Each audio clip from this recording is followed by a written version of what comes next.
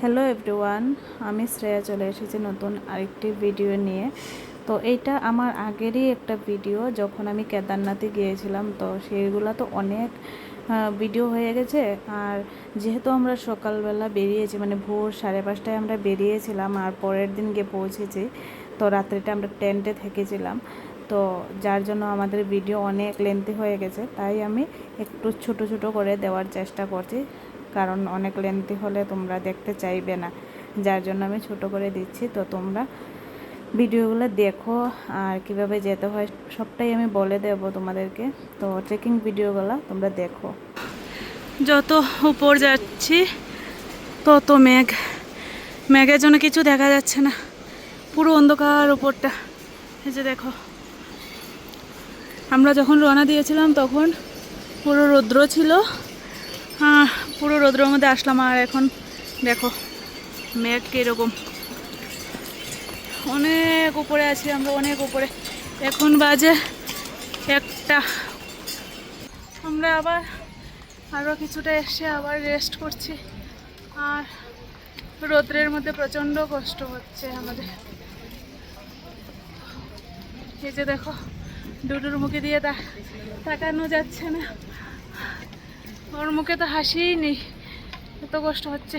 তো এখন আছি আমরা জঙ্গল ছাত্তি, আর এখানে খাবার দাবার পাওয়া যায়।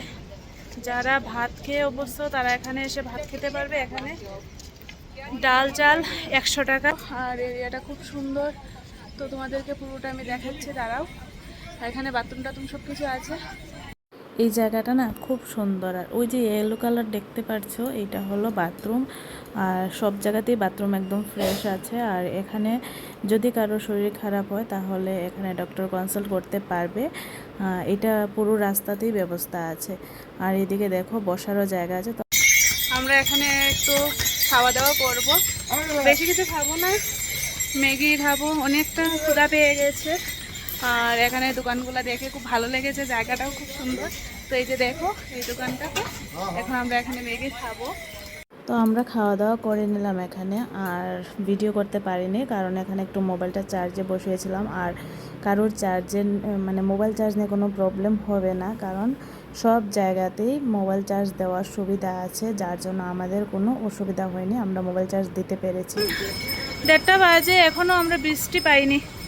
তো প্রথম দিকে তো প্রচুর রৌদ্র ছিল, তো এখন পুরো মেঘে ঢাকা সব কিছু। বহুত কষ্ট।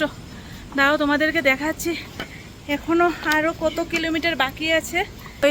কেদারনাথ এখনো 11 কিলোমিটার বাকি। ও মাই গড,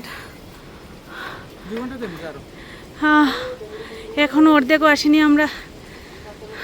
এখন আমরা পুরো মেঘের মধ্যে আছি। এই যে দেখো নিচে কিছু দেখাই যাচ্ছে না।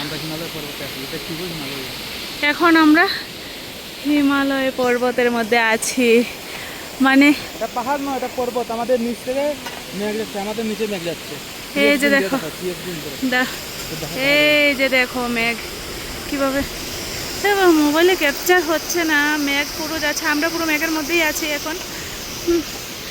তো আমার এখনও বিশ্বাস হচ্ছে না যে আমরা এত উপরে আছে। যাই হোক, এখনও অক্সিজেন লেভেলটা ঠিক আছে, কোনো প্রবলেম হয়নি আমাদের। এই যে দেখো ঝর্ণা।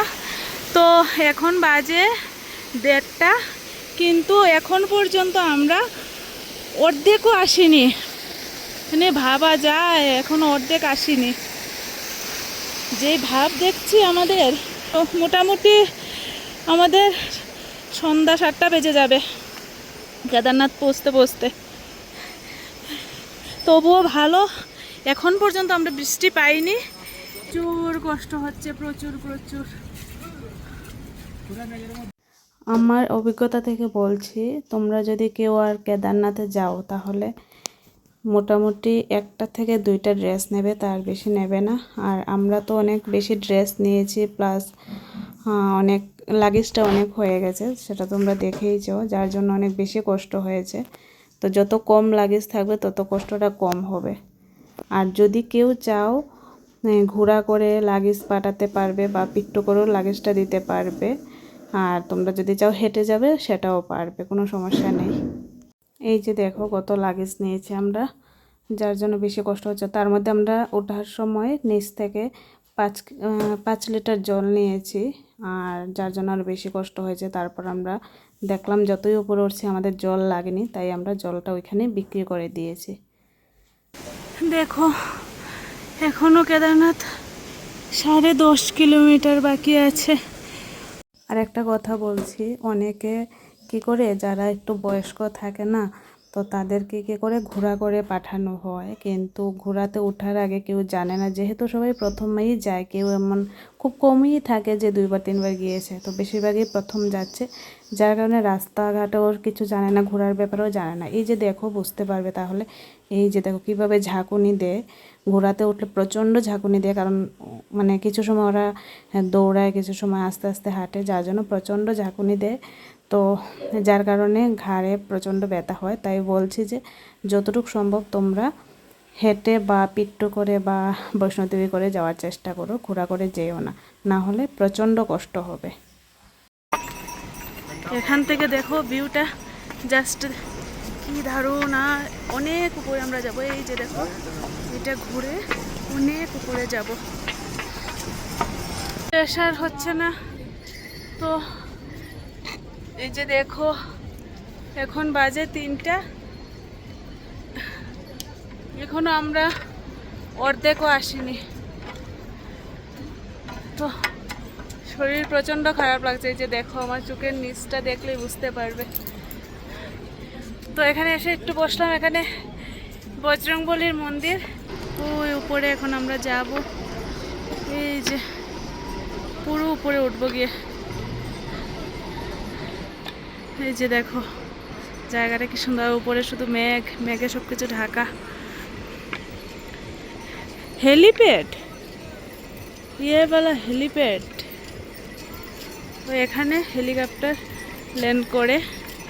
তো এই যে দেখো কি সুন্দর। আর এই যে এই জায়গাটা দেখো খুব সুন্দর জায়গা। এই যে দেখো, এই যে দেখো এখানে আরেকটা রাস্তা আছে নিচের দিকে গিয়ে, ওই দিকে গিয়ে এই যে ব্রিজ করে এই দিয়ে গিয়ে উপরে ওঠা। এই রাস্তাটা দিয়ে কেউ যাবে না, এটা চড়াই অনেক বেশি, তো এটা সোজা চলে যাবে সবাই। তো আমরা দেখো সোজা চলে যাব, আসার সময় এদিক দিয়ে আসবো, এদিক দিয়ে আসতে কোনো কষ্ট হবে না।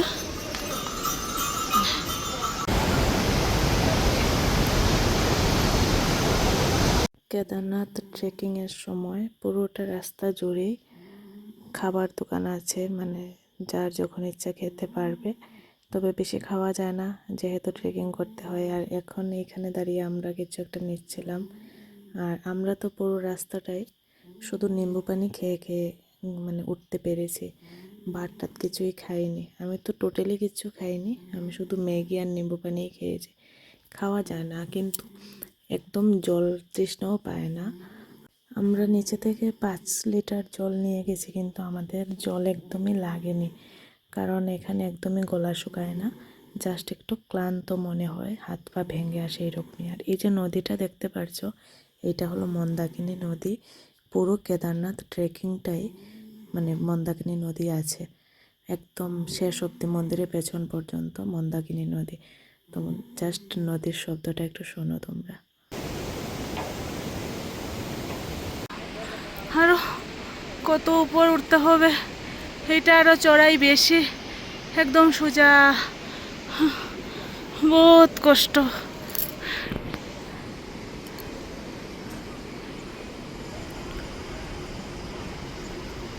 এটা কিন্তু অনেক নিচে, আমি 3x করে ভিডিও করছি।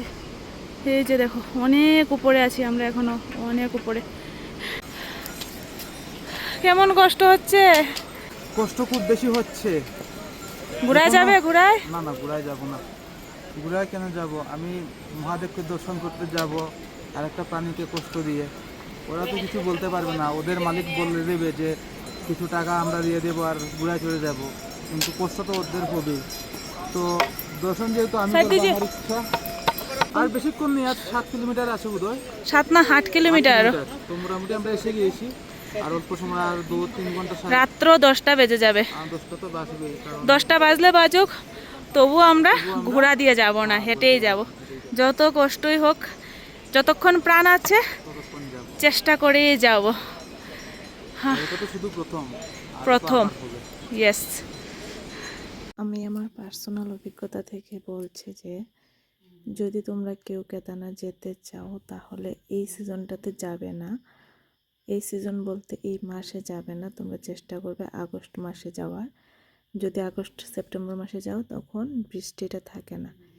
আমরা তো দেখতেই পারছো বৃষ্টি পাচ্ছি না বললেই চলে, মানে প্রায় তো চলে আসলাম, এখনও অবধি আমরা সেই রকমভাবে বৃষ্টি পাইনি, যার জন্য এই টাইমটাতে গেলে অনেক ভালো হয়, আর কষ্টটাও কম হবে সবার। কারণ বৃষ্টি হলে কিন্তু প্রচণ্ড প্রবলেম হয়ে যায়। এই যে দেখো হালকা গুঁড়া গুঁড়া বৃষ্টি পড়ছে, যেটা কোনো ম্যাটার করে না। তবে সবাই সাথে রেইনকোট রাখার চেষ্টা করবে। আরও 7 কিলোমিটার বাকি, আর এখন বাজে সন্ধ্যা 6টা। তো দেখো কত উপরে যাব, প্রচণ্ড কষ্ট হচ্ছে, শ্বাসকষ্ট হচ্ছে প্রচুর প্রচুর প্রচুর কষ্ট। ভিডিও করতে ইচ্ছে করছে না কষ্টে। মুখ থেকে ঠান্ডা ধোয়া বেরোচ্ছে। আমরা উপরে প্রচুর ঠান্ডা, যখন একটু রেস্ট করছি তখনই ঠান্ডা লেগে যাচ্ছে।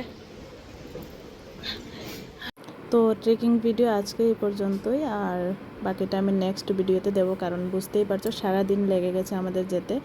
ভিডিও অনেকটা লেন্থি হয়ে গেছে, যার জন্য আমি একটু ছোট ছোট করে দেওয়ার চেষ্টা করছি, তোমরা সবটা দেখো।